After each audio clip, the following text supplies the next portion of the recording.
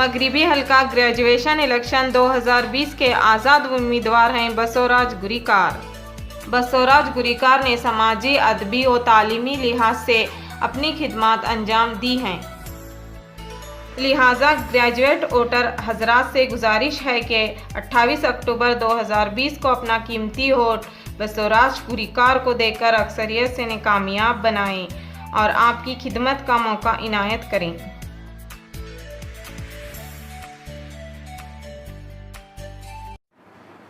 नाज़रीन आदाब, yes India में आपका खैर मकदम है।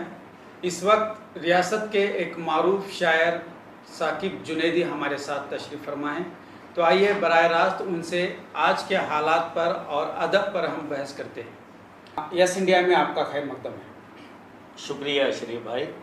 सबसे पहले तो मैं मुबारकबाद पेश करता हूँ आपको और एस न्यूज़ को कि काफ़ी दिनों से एस न्यूज़ को मैं भी देखता हूँ और जो आपने इसमें मियार कायम रखा है उसके लिए खुसूसी तारीफ़ आपकी। और मैं तमाम एस न्यूज़ के तमाम सामाईन और देखने वालों को भी मुबारकबाद पेश करता हूँ कि जिस कदर आपका रिस्पांस अवाम दे रही है, यकीनन अवाम में एक अच्छा देखने की सलाहियत बाकी है। तो साकिब, मैं बहुत बहुत शुक्रिया। मैं आपसे इस वक्त हफीज़ मेरठी साहब का एक शेर मेरे जहन में उभरा है, मैं यहीं से अपनी गुफ्तगू का आगाज़ करना चाहता हूँ। जी। हफीज़ मेरठी साहब ने कहा था कि उतरो ना आसमां से फरिश्तों वहीं रहो, उतरो ना आसमां से फरिश्तों वहीं रहो, अच्छे नहीं ज़मीन के हालात इन दिनों। तो हफीज़ मेरठी साहब ने अपने दौर में ये शेर कहा था। उस वक्त उनको हालात काफ़ी बिगड़ते हुए नज़र आए थे। इस वक्त उससे बदतर हालात हम देख रहे हैं, हम उन हालात से दो चार हैं। तो आप बहैसियत शायर इन हालात को किस तरह देखते हैं और आप क्या महसूस करते हैं? देखिए शरीफ भाई, शायर अपने दौर की अक्कासी को सामने रखता है तो यकीनन हफीज़ मेरठी साहब का जो आपने शेर कोट किया, यकीनन मैं इससे इत्तफ़ाक़ रखता हूँ कि उस दौर के हालात ऐसे होंगे। लेकिन सवाल यहाँ ये बनता है कि ऐसा कौन सा दौर बताएं जिसमें हालात बेहतर थे। जी।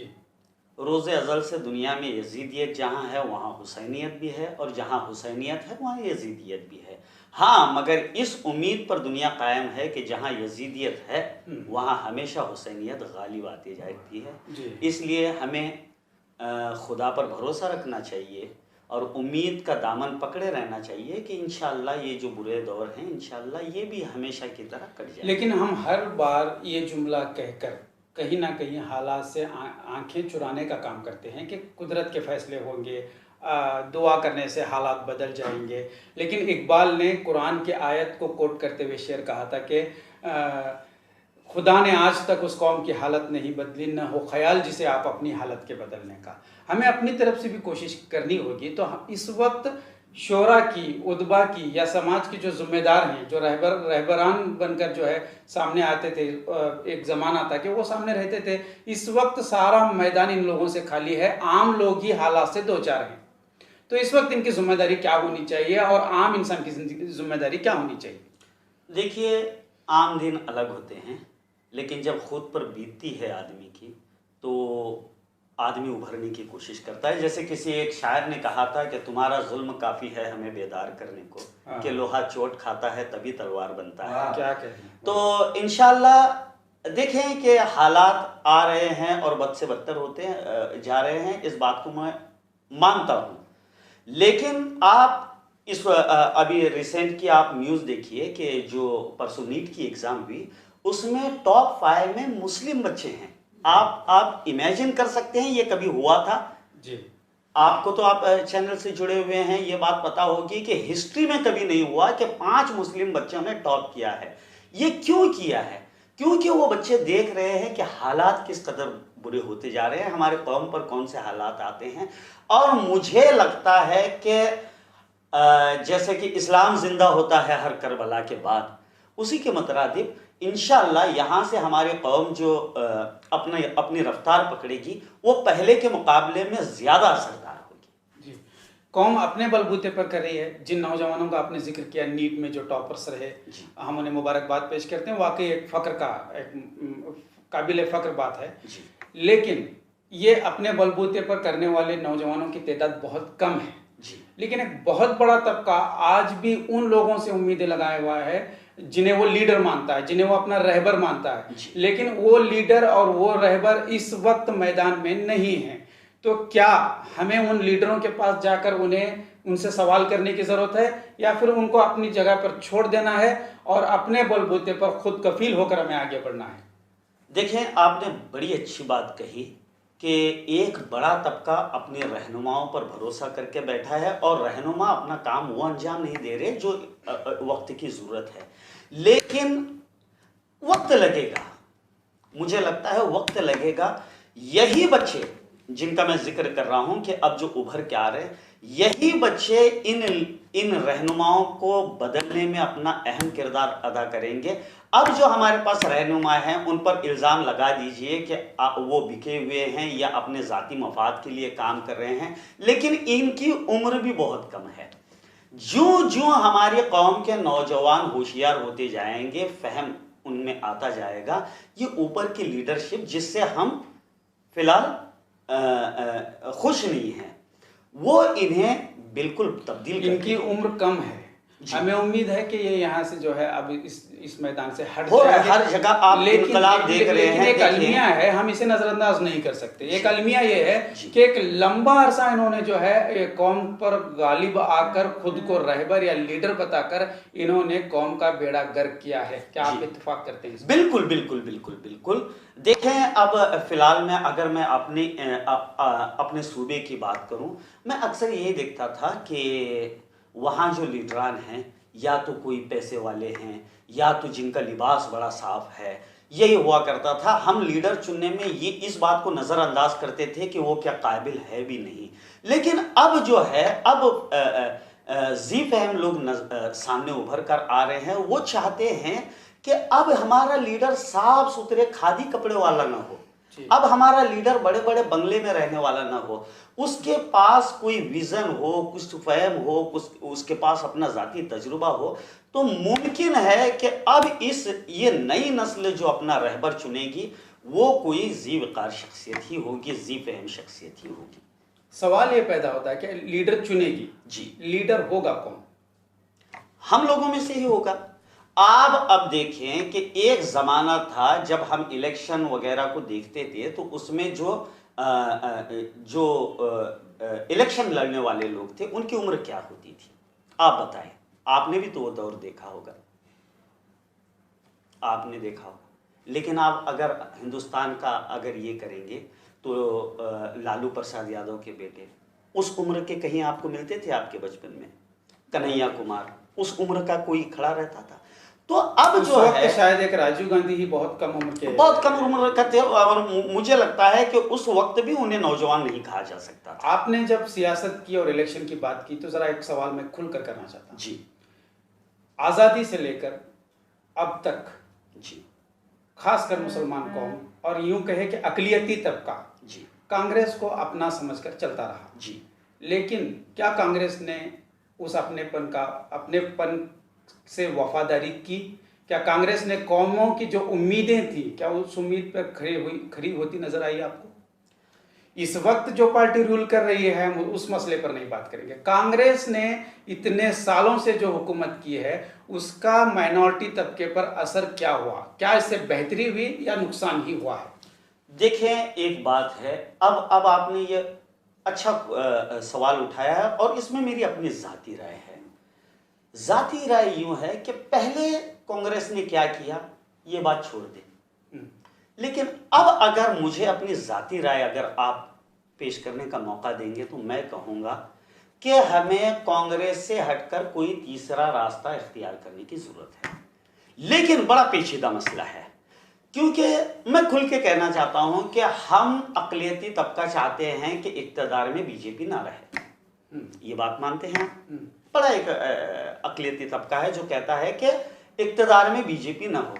अब ये जो सो कॉल्ड जो लीडर हैं जिनकी हम बात कर रहे हैं, ये बिके हुए लीडर, इलेक्शन के नज़दीक ये ऐसा प्रोपेगेंडा सामने इस्तेमाल करते हैं कि आपको कांग्रेस से नफरत है, लेकिन वो ये बात साबित करने में कामयाब हो जाते हैं कि आप भले ही कांग्रेस को नापसंद करें, हम खुद भी नापसंद करते हैं, लेकिन अगर आप कांग्रेस को वोट ना देकर किसी तीसरी पार्टी को वोट देंगे तो मुमकिन है कि आपकी ये गलती की वजह से इक़्तिदार में बीजेपी आ जाए। तो हमें किसी तरह मजबूर किया जा रहा है कि आप चाहें या ना चाहें। बीजेपी का इक़्तिदार में आना या ना आना ये अहम मसला नहीं है। सबसे पहले हमें यह समझना होगा, क्योंकि कांग्रेस ने भी वही किया, बीजेपी ने भी वही किया। कोई तीसरी पार्टी होती तो शायद वो भी वही करती। ये सियासत है, यहाँ वही पेंतरे चलते हैं और वो करना है वो कर रहे हैं। गलती उनकी नहीं है, वो सियासी पेंतरेबाजियां हैं, हम उस पर बात नहीं करेंगे। लेकिन इन सियासतदानों के जो चेले हमारे बीच में हैं, अपने बनकर, जो हमारे मस्जिदों तक हैं, जो हमारे घरों तक हैं, हमारे मोहल्लों के जिम्मेदार बनकर बैठे हुए हैं, हमें लगता है कि ये लोग हमारे हैं, जबकि ये लोग भी हमारे नहीं हैं। बिल्कुल, ये लोग उन्हीं की तरफदारी करते हैं, लेकिन वो कौम का सौदा कर रहे हैं। खुले लफ्जों में मैं कहूं तो ये कौम का किसी न किसी हवाले से सौदा कर रहे हैं। ये बात आम आदमी की समझ से दूर है, लेकिन जब हम और आप समझ रहे हैं तो हमें किस तरह से बेदारी लाकर इन लोगों से भी पहले दामन छुड़ाना होगा। इसलिए कि अपनों से जो नुकसान हो सकता है जी, वो किसी सियासी पार्टी से नुकसान नहीं हो सकता जी। तो आप क्या सोचते हैं इस पर? देखिए, ये काम मुश्किल है लेकिन नामुमकिन नहीं है, क्योंकि अगर आप दिल्ली की तरफ अगर रुख करें तो दिल्ली ने साबित कर दिया कि आप कांग्रेस को नापसंद करने के बावजूद, बीजेपी को नापसंद करने के बावजूद इक़्तिदार में आम आदमी पार्टी को ला सकते हैं। यानी आपके पास तीसरा रास्ता अगर आप चाहते हैं तो खुला है। इसके लिए लेकिन अवाम का एक प्लेटफॉर्म पर होना, रहनुमाओं का जैसे कहते हैं कि सही जगह पर होना, या अगर रहनुमा सही नहीं है तो जनता के पास ये इतना फहम होना कि अगर बीजेपी हमें नापसंद है तो इसका यह कतई मतलब नहीं है कि उससे कम नापसंद अगर कांग्रेस है तो उसे वोट। सबसे अहम मसला यही है जी कि आम तौर पर ये जहनियत बनाई गई, ये सोच हमारी बनाई गई है कि बीजेपी इक़्तिदार में न आए, ये मुस्लिम मुखालिफ पार्टी है जी। लेकिन इसका मतलब यह है कि जब आप बीजेपी को मुस्लिम मुखालिफत पार्टी समझते हैं तो आप कांग्रेस को अपना समझ रहे हैं, यकीनन, सीधी सी। लेकिन कांग्रेस को आप अपना समझने की गलती कर रहे हैं या नहीं, आपको इस पर खुलकर बोलना चाहिए। देखिए, इसलिए मैं यही तो कहता हूं कि देखिए, हमारे सूबे में हम अक्सर देखते हैं और आप बेलगाम में हैं, मैं खुलकर पूरी बात कहता हूं कि इलेक्शन के 15-20 दिन पहले ये कांग्रेस के रहनुमा लोग, इन लोग रुख करते हैं मस्जिदों की तरफ, आलिमों की तरफ, हाफिजों की तरफ, और ये बात मनवाने में ये कामयाब हो जाते हैं कि आपके पास अगर बीजेपी को हराना है तो सिवाय कांग्रेस के कोई चारा नहीं है। हाँ, एक ऑप्शन बताया जाता है, ऑप्शन बताया जाता है। लेकिन मैं चाहता हूं कि समाज में इतनी तब्दीली तो आए कि कम से कम वो इस बात को मानने लगे कि अगर हम चाहें तो दिल्ली वालों की तरह कांग्रेस और बीजेपी के अलावा तीसरा रास्ता भी इख्तियार कर सकते हैं और कामयाबी के साथ चुन भी सकते हैं। लेकिन इसके लिए अवामी सतह पर कोई तीसरी पार्टी का उतरना, उसका एतमाद लेना, लोगों के बीच में एतमाद। आपको पता है कि दिल्ली में पहली बार के इलेक्शन में जब 35 सीटें आई थी, उस वक्त अरविंद केजरीवाल की पार्टी ने लगभग 3 साल तक तो हर गली मोहल्लों में उसने झाड़ी लगाया था। वो कहीं ना कहीं अगर नजरअंदाज हो रहे थे, आने के बाद तो झाड़ू नहीं लगाई, नहीं आने के बाद झाड़ू नहीं लगाया, लेकिन आने के बाद इतने नुकसानात भी नहीं दिए जितने के कांग्रेस और बीजेपी से ये कौम उठा रही है। सिर्फ यही कौम नहीं, मुल्क का हर आम आदमी सियासी पार्टियों को लेकर परेशान है जी। वो बेदारी कहीं ना कहीं, लेकिन आप इस बात को भी नहीं जुटला सकते कि मजहब के बुनियाद पर वोट नहीं डाले जा रहे। वोट तो आज़ादी से लेकर अब तक 2020 तक की भी अगर बात की जाए तो मजहब की बुनियाद पर ही हुकूमतें बनती हैं, वो चाहे हिंदुस्तान की हो या किसी और मुल्कों की हम बात करें तो कहीं ना कहीं। लेकिन ज़्यादातर इसलिए कि हिंदुस्तान बहुत सारे मज़ाहिब का मुल्क है, बहुत सारे तहजीबें यहाँ चलती हैं, तो इनका सीधा सीधा फ़ायदा उठाते हुए ये सियासी पार्टियाँ जो है हुकूमत करने में कामयाब होती नज़र आती हैं। तो यही कुछ होता जा रहा है। अब इस वक्त ज़रूरत यही है कि आम आदमी को समझ कर और सोच कर इन हालात को इस वक्त जो हालात से वो दो चार है, इस वक्त सही फैसला लेने का एक वक्त है और वो लेकर अपनी कोई ताकत बनाने का काम करे, और चाहे कांग्रेस हो, चाहे बीजेपी हो, चाहे कोई तीसरी पार्टी हो, इसलिए इनके झांसे में ना सबसे अच्छा तरीका यह है कि अगर कौम उठना चाहती है और अगर इन लीडरों से अगर कौम परेशान है तो वो सिर्फ और सिर्फ, जैसे कि एक 6-7 दिन पहले मैं मौलाना महमूद मदनी का एक उनका जो मैसेज आया था वो पढ़ा कि 20 साल तक कौम कुछ न करे, आधी रोटी खाए, लेकिन तालीमी इदारों पर ध्यान दे, तालीम पर तवज्जो।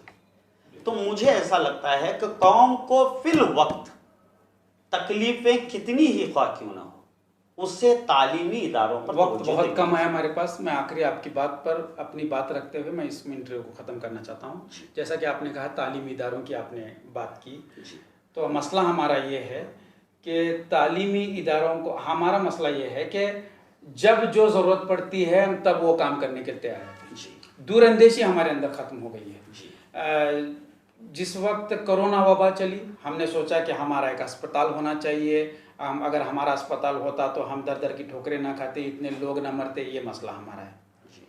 जब एनआरसी का मसला चल रहा था उस वक्त ने कहा कि हमारा एक चैनल होता तो शायद ये हालात ना होते, हमारा अपना चैनल बनाना ज़रूरी है।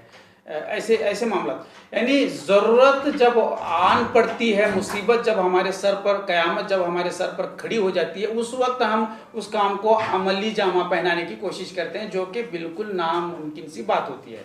क्योंकि हालात से 2-4 आदमी उस वक्त कोई नया काम, तामीरी काम नहीं कर सकता। आने वाले हालात को मद्देनज़र रखते हुए शुरू से ही बुनियादी तौर पर अगर हम वो काम करेंगे तो हम यकीनन कामयाब हो जाएंगे।